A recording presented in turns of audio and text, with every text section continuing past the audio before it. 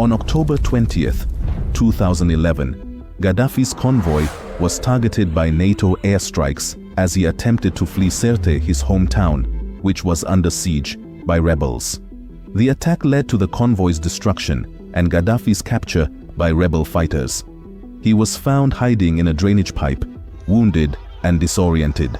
Video footage shows him being dragged through the streets, bloodied and surrounded by a hostile crowd. Reports indicate that he was beaten and seized with a bayonet before being shot multiple times.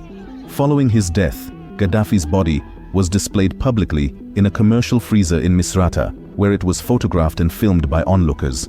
The images sparked international debate over the treatment of his remains.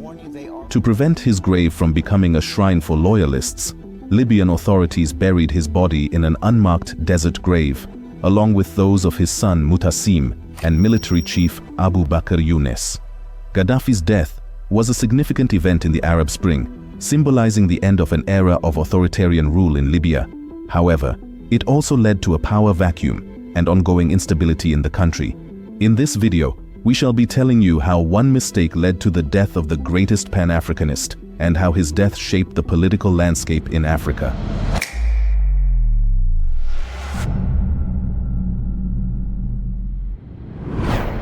Muammar Gaddafi's ascent to power in Libya was a remarkable and transformative event in the nation's history.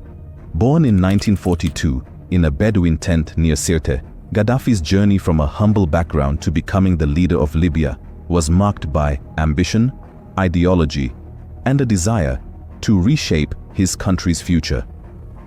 Gaddafi's early life was shaped by the harsh desert environment and the traditional Bedouin lifestyle.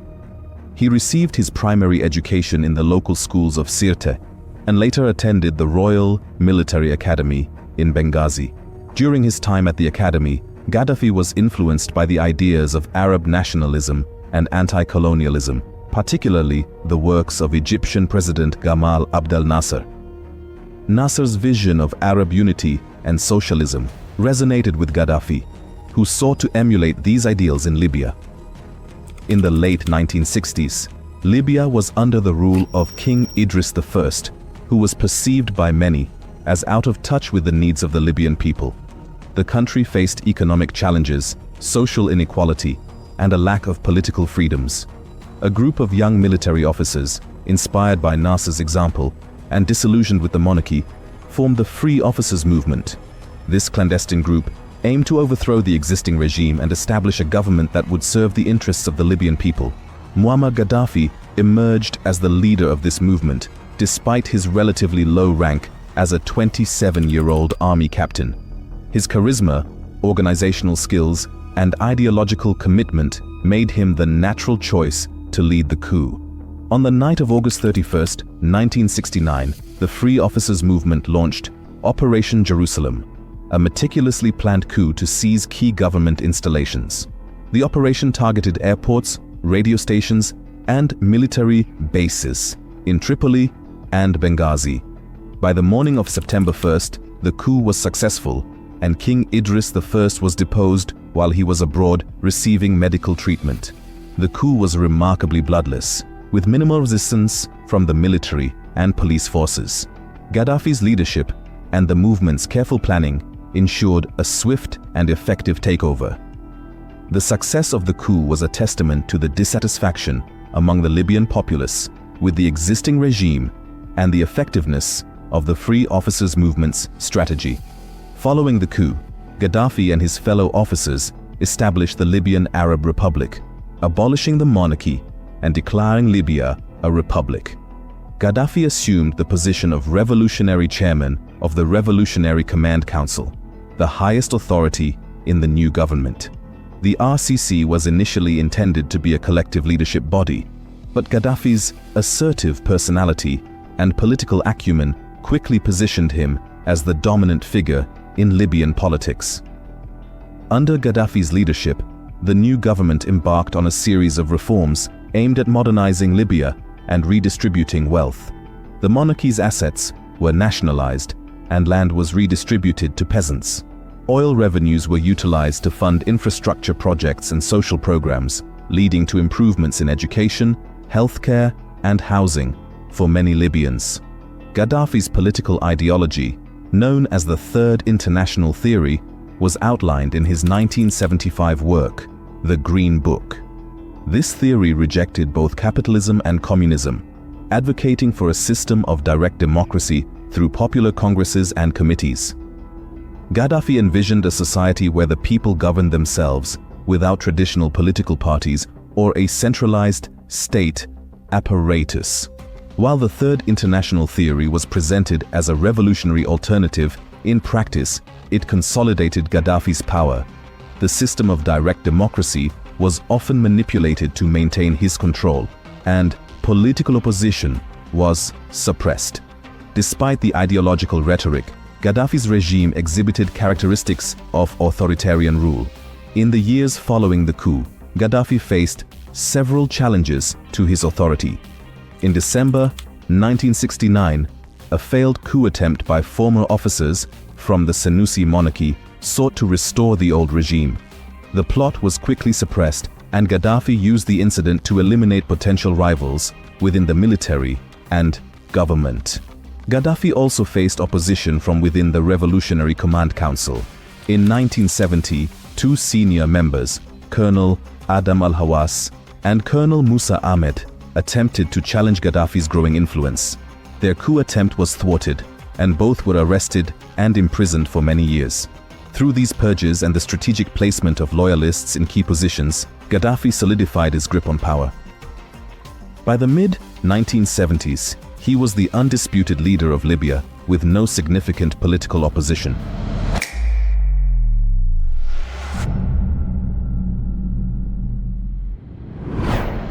Muammar Gaddafi's death on October 20, 2011, was the culmination of a series of miscalculations and strategic errors, particularly his underestimation of NATO's intervention and his refusal to abandon Sirte.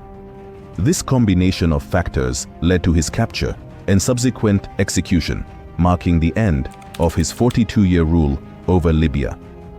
In March 2011, the United Nations Security Council passed Resolution 1973, authorizing international military intervention in Libya to protect civilians amidst escalating violence between Gaddafi's forces and rebel groups. NATO, leading the operation under the banner of Operation Unified Protector, initiated airstrikes against Gaddafi's military infrastructure, aiming to enforce a no-fly zone and prevent further attacks on civilian populations. The intervention was swift and decisive. NATO forces conducted over 26,000 sorties, including 7,000 bombing missions targeting Gaddafi's tanks, artillery, and command centers. The air campaign significantly weakened Gaddafi's military capabilities, disrupting supply lines and diminishing his control over key territories. Despite possessing a substantial arsenal of anti-aircraft systems, Gaddafi's forces failed to effectively counter NATO's air superiority, leading to a gradual erosion of his power. Gaddafi's initial response to the NATO intervention was defiant. He dismissed the possibility of foreign intervention, stating that NATO bombs can't reach me. This overconfidence in his own military's resilience proved to be a critical misjudgment.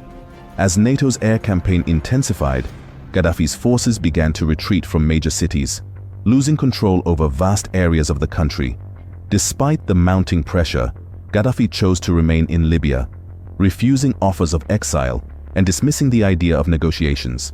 His decision to stay in Sirte, his hometown, was emblematic of his belief in his invincibility and the loyalty of his supporters. However, this choice confined him to a shrinking pocket of territory, making him increasingly vulnerable to rebel advances. By October 2011, Sirte had become one of the last strongholds loyal to Gaddafi. Rebel forces, bolstered by NATO air support, launched a final assault on the city. The battle was fierce, with heavy casualties on both sides. NATO airstrikes targeted Gaddafi's convoy as it attempted to flee the city, leading to its destruction and Gaddafi's capture. Gaddafi decided to use an elaborate convoy to escape was a fatal mistake, because it called a lot of attention and made it easy for the attack. He was found hiding in a drainage pipe, wounded and disoriented. Video footage captured by rebels showed him being dragged through the streets, beaten, and sodomized with a bayonet before being shot multiple times. The exact circumstances of his death remain controversial, with human rights organizations calling for investigations into potential violations of international law. Gaddafi's death was not merely the result of military defeat, but also a consequence of his strategic errors and underestimation of NATO's resolve. His refusal to leave Sirte and his dismissal of international intervention led to his capture and execution, ending his long and controversial rule over Libya. The aftermath of his death plunged Libya into a period of instability and civil conflict, raising questions about the long-term consequences of foreign intervention and the complexities of post-regime transitions.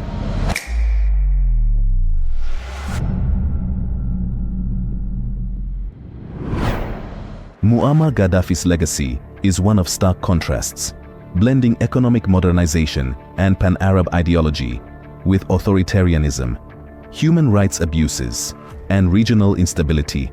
Having ruled Libya for over 4 decades, from 1969 until his death in 2011, Gaddafi left an enduring and controversial imprint on his country, the Arab world, and international politics. On one hand, Gaddafi brought tangible social and economic reforms to Libya.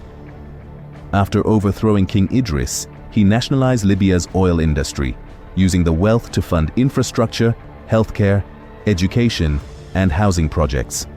Under his leadership, Libya experienced improvements in literacy rates, healthcare access, and living standards for many citizens. His government also implemented land reforms, redistributing estates to peasants, and promoted development projects that modernized previously neglected regions. These efforts earned him support among segments of the population who benefited from his redistributive policies. Gaddafi also left a mark through his ideological vision, known as the Third International Theory, outlined in the Green Book. He rejected both Western capitalism and Soviet-style communism, advocating instead for a form of direct democracy conducted through popular congresses and committees. In theory, this system was meant to empower ordinary citizens, eliminate traditional political parties, and decentralize power. His pan-Arab and later pan-African initiatives sought to unite Libya with the broader Arab world and strengthen African political and economic cooperation. His leadership helped establish the African Union and promoted ideas of regional self-determination. However, Gaddafi's legacy is equally defined by authoritarianism, oppression, and violence. Political dissent was brutally suppressed, and opposition figures were imprisoned, tortured, or executed. His regime orchestrated acts of international terrorism, including the 1988 Lockerbie bombing, which tainted Libya's global reputation for decades.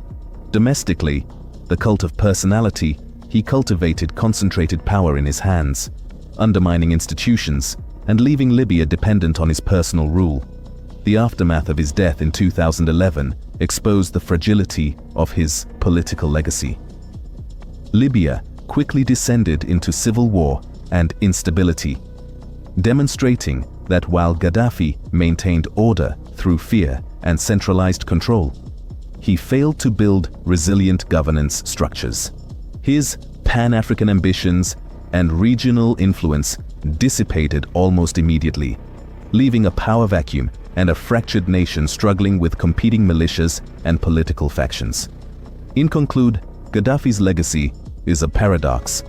He was a visionary who sought to transform Libya and challenge global power dynamics, yet his authoritarian rule, human rights abuses, and mismanagement sowed instability that persists today. His life and leadership remain a subject of debate, illustrating the complexity of his achievements and the destructive consequences of his dictatorship. He is remembered both as a reformer who sought to empower his nation and as a tyrant whose personal ambitions ultimately undermined the very foundations he claimed to defend. Thanks for watching, and see you on our next video.